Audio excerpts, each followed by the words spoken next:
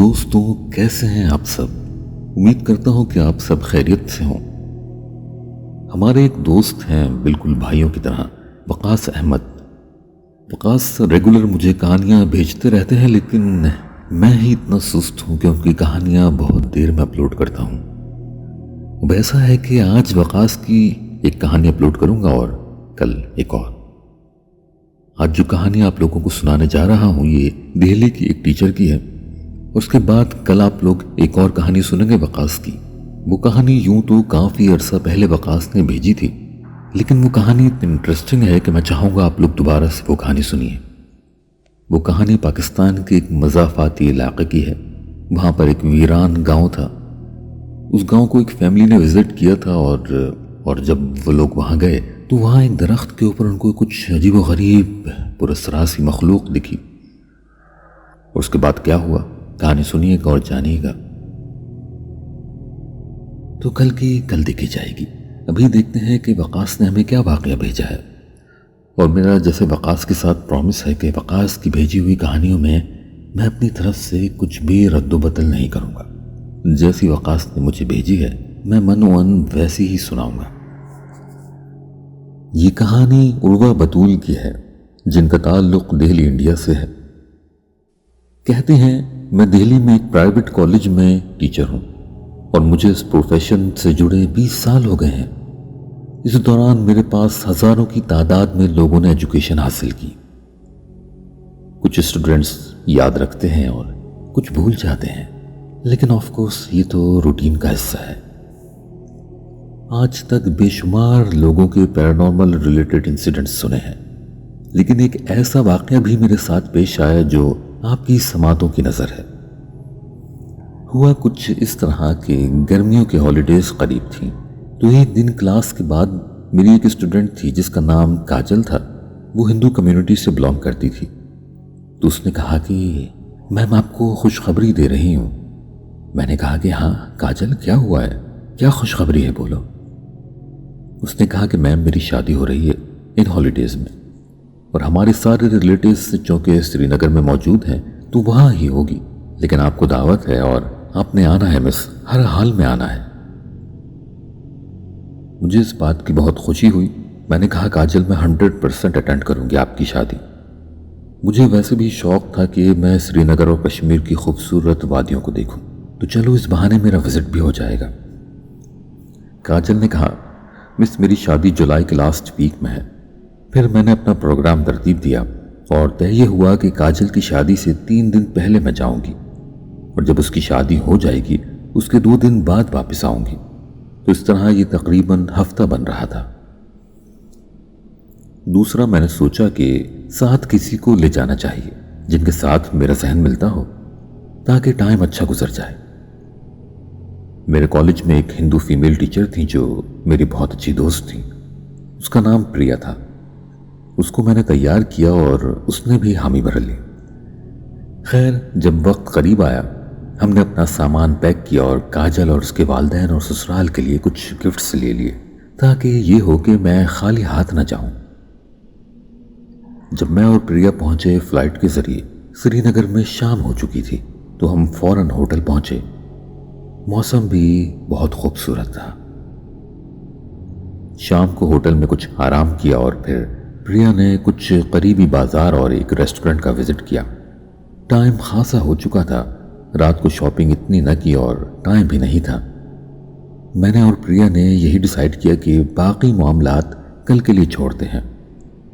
خیر دوسرے دن سے لے کر کاجل کی شادی کے دن تک ہم نے بہت سے خوبصورت مقامات کا وزٹ کیا۔ یقین مانیے کشمیر واقعتاً خوبصورت ہے، اور وہاں ہم نے بے شمار مقامات کا لطف اٹھایا۔ میں نے اور پریا نے کاجل کی شادی اٹینڈ کی، جو شہر سے تھوڑے سائڈ کے علاقے میں تھی، لیکن بہت ہی خوبصورت تھا۔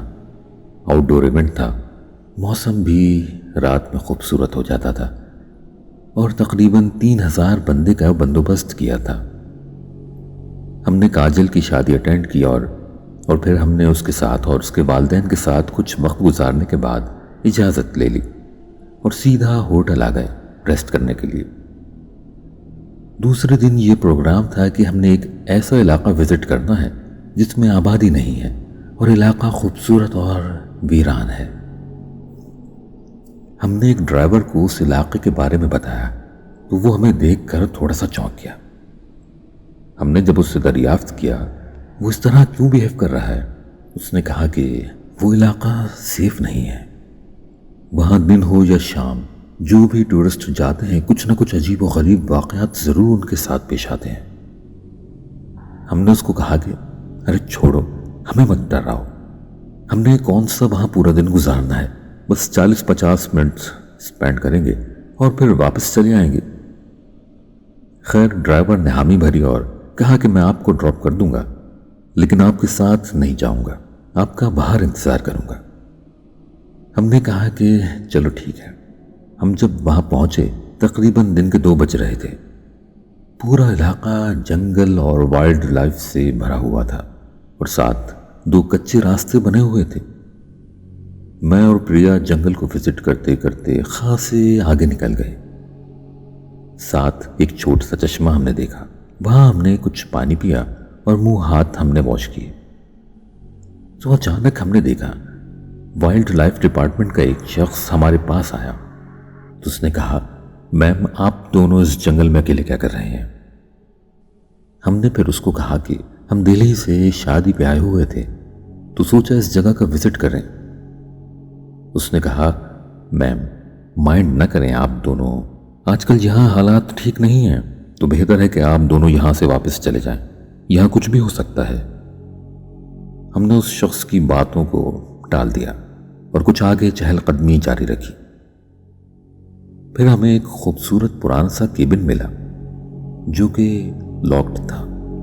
ہم خاصے حیران پریشان کہ اس کیبن کو اس جنگل میں کون استعمال میں لاتا ہوگا۔ ہم دونوں اس کو غور سے سرچ کرنے لگے۔ اس کا ایک پرانا شیشہ تھا، اس کے ذریعے ہم نے اندر جب جھانکا ہماری چیخ نکل گئی۔ اندر سامنے ایک پراسرار خاتون ہماری طرف دیکھ رہی تھی جس کے بال بہت لمبے تھے، ہاتھ پیر الٹے تھے اور نہایت ہی خوفناک چہرہ تھا۔ ہم نے آج تک اتنی بھیانک مخلوق نہیں دیکھی تھی۔ وہ مسلسل ہماری طرف دیکھ رہی تھی اور کچھ اشارہ کر رہی تھی۔ میں اور پریا نے دائیں دیکھا نہ بائیں۔ ہمارے اندر جتنی طاقت ہمت تھی ہم نے زور لگا کر وہاں سے بھاگنے کا فیصلہ کیا۔ ہمیں نہیں پتا تھا ہم دونوں کس طرح اپنے ڈرائیور کے پاس پہنچے، لیکن اس نے ہمیں دیکھا، وہ سمجھ گیا کہ ان کے ساتھ کچھ انہونی ہوئی ہے۔ ہم دونوں سے بولا نہیں جا رہا تھا۔ ہم نے اس کو کہا کہ یہاں سے نکالو گاڑی۔ اس نے پوچھا کہ کیا ہوا ہے، مجھے بتائیے۔ تو ہم نے کہا کہ آپ یہاں سے دور لے جائیے، پھر آپ کو بتاتے ہیں کہ کیا ہوا ہے۔ ڈرائیور جب شہر کے قریب پہنچا، وہاں ایک دکان اور ڈھابا بنا ہوا تھا۔ وہاں سے اس نے ہمیں پانی کی بوتل لا کر دی اور جب اس نے دیکھا کہ ہم کافی بہتر ہیں، پھر دوبارہ اس نے اصرار کیا کہ کیا ہوا ہے، جس پر ہم نے سارا واقعہ بتا دیا۔ تو اس نے کہا کہ میم میں آپ کو اسی وجہ سے منع کرنا چاہ رہا تھا، یہ علاقہ کافی پراسرار ہے، یہاں جو بھی آتا ہے اس کو لازمی کوئی نہ کوئی چیز مخلوق نظر آتی ہے، یہاں بہت زیادہ پیرانارمل ہیپننگز ہوتی ہیں اور اسی وجہ سے ڈرائیورز نہیں آتے تھے، اگر آتے بھی ہیں تو گاڑی کا کرایہ ڈبل ٹرپل لیتے ہیں کیونکہ یہاں بہت زیادہ رسک ہوتا ہے۔ خیر اس ڈرائیور نے ہمیں ہوٹل میں چھوڑا۔ میں اور پریا اس پورا دن کہیں باہر نہیں گئے اور پھر جو 2 دن رہ گئے تھے ہم نے وہ ضائع بھی نہیں کیے، وہ بس کچھ لوکل وہاں شاپنگ کی اور ریسٹورنٹس پہ گئے اور پھر واپس دہلی آ گئے۔ آج میں اور پریا سوچتے ہیں کہ اگر زیادہ دیر رکتے ہو سکتا ہے ہمارے ہارٹ اٹیک کی وجہ سے موت ہو جاتی اور اس طرح کسی کو نہ پتہ چلتا کہ ہماری لاش بھی کدھر ہے۔ میں اس واقعے کے بعد کئی بار کشمیر گئی ہوں، لیکن زیادہ دور دراز علاقوں میں نہیں جاتی کیونکہ میں نہیں چاہتی تھی دوبارہ اس قسم کا ایکسپیرینس ہو میرے ساتھ۔ تو دوستوں یہ تھا آج کا پراسرار واقعہ جو دہلی کی ایک ٹیچر کے ساتھ پیش آیا تھا کشمیر میں۔